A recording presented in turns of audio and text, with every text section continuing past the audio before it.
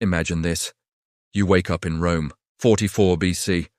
One man controls the army, the people adore him, the Senate fears him. By sunset, he will be dead. And here's the twist. The men who will kill him call themselves heroes. So let me ask you something uncomfortable. If you were standing there that day, would you have stabbed Julius Caesar or protected him? Because to answer that, we need to go back to the very beginning. Friends, Romans, countrymen, lend me your ears.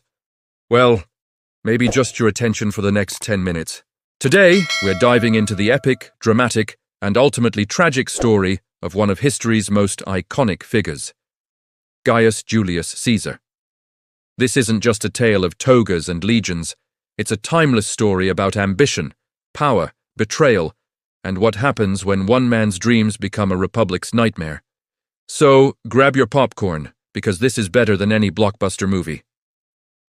Let's rewind the clock to 100 BC.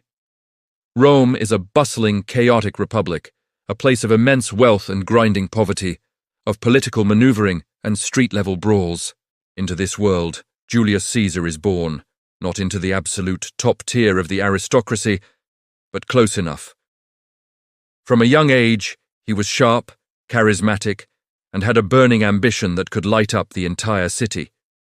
He knew he was destined for greatness, and he wasn't going to let anyone or anything stand in his way. His early career was a masterclass in political climbing. He served in the military, got himself elected to various public offices, and most importantly, he knew how to connect with the common people, the plebeians. While other politicians were busy with their highbrow debates, Caesar was sponsoring games, throwing lavish parties, and getting his name on everyone's lips. He was a populist before the term was even cool. He understood that true power didn't just come from the Senate, it came from the hearts of the people. But to truly make a mark in Rome, you needed two things: money and military glory. Caesar was deeply in debt, so he made a brilliant and audacious move. He formed an alliance with two of the most powerful men in Rome: Pompey the Great, a celebrated general, and Crassus, the richest man in the Republic. This unofficial alliance, known as the First Triumvirate, was essentially a secret handshake to run the show. They pooled their influence, bypassed the resistant Senate, and got what they wanted. For Caesar, this meant a golden ticket: the governorship of Gaul. Gaul, which is modern-day France, was Caesar's chance to shine. And shine he did. For nearly a decade, he waged a series of brilliant, brutal, and incredibly successful military campaigns. The Gallic Wars weren't just about conquering territory. They were a massive PR campaign. Caesar wrote his own accounts of the wars, the famous Commentaries on the Gallic War, essentially his own action hero blog. He portrayed himself as a decisive, brilliant, and merciful leader. He built an army that was fiercely loyal, not to Rome, but to him personally. He was becoming more than just a general, he was a living legend. Back in Rome, the Senate was getting nervous, very nervous. Crassus had died in battle, leaving Caesar and Pompey as the two titans. Pompey, once Caesar's ally and son-in-law, grew wary of his friend's skyrocketing fame and power. The Senate, seeing Pompey as the lesser of two evils, sided with him. They ordered Caesar to disband his army and return to Rome as a private citizen, where they could prosecute him for his legally dubious actions. This was the moment of truth. Caesar was at the Rubicon River, the border between his province and Italy. To cross it with his army was an act of treason, a declaration of civil war. The story goes that he hesitated, and then uttered the famous words, "Alea iacta est," the die is cast. He crossed the Rubicon. There was no turning back. What followed was a swift and stunning civil war. Pompey and the senators expected a long, drawn-out fight. They underestimated Caesar's speed and the loyalty of his veteran legions. He chased Pompey across the Mediterranean, defeating his forces in Greece, Egypt, and Spain. In a few short years, Caesar was the undisputed master of the Roman world. Returning to Rome, he wasn't just a general anymore. He was a reformer. He tackled debt, reformed the calendar, yes, we have the Julian calendar to thank for our modern one, and launched massive public works projects.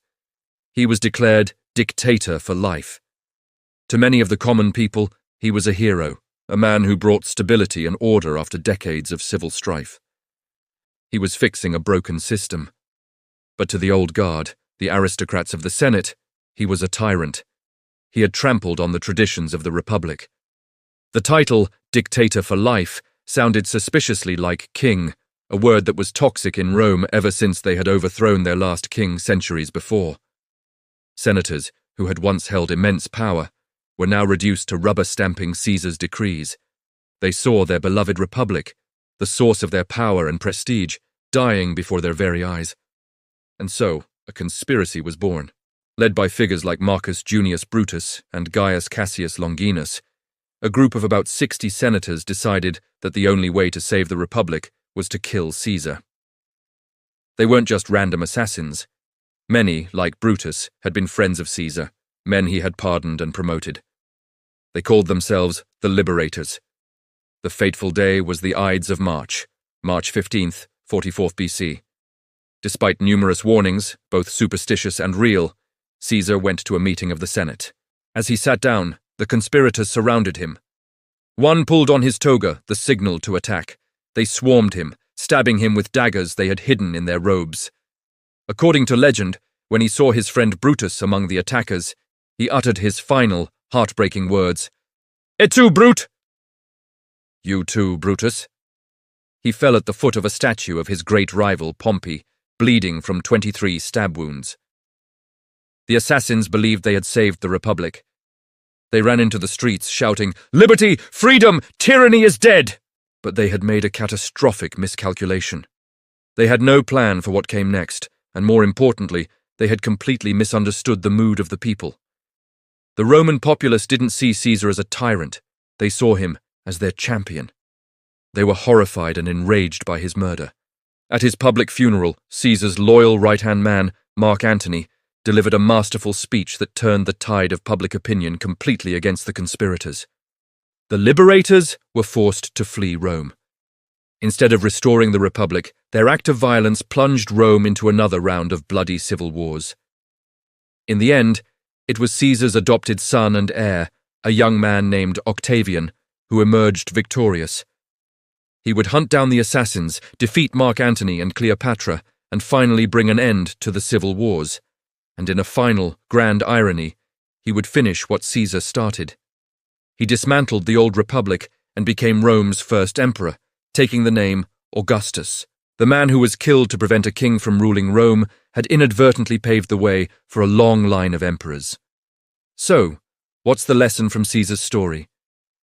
It's a powerful reminder that ambition is a double-edged sword. It can drive people to achieve incredible things, but when unchecked, it can lead to destruction, both for the individual and for the world around them.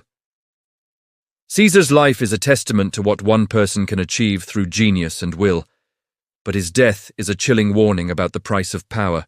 The Republic he was accused of destroying was already crumbling, and his ambition was simply the final, decisive push. What do you think? Was Caesar a hero who tried to save a failing state, or a tyrant who destroyed it for his own glory? Let me know your thoughts in the comments below. It's one of history's greatest debates, and there's no easy answer. Thanks so much for watching. If you enjoyed this journey back in time, please hit that like button, subscribe for more epic history stories, and ring that notification bell so you don't miss our next video. Until next time, stay curious,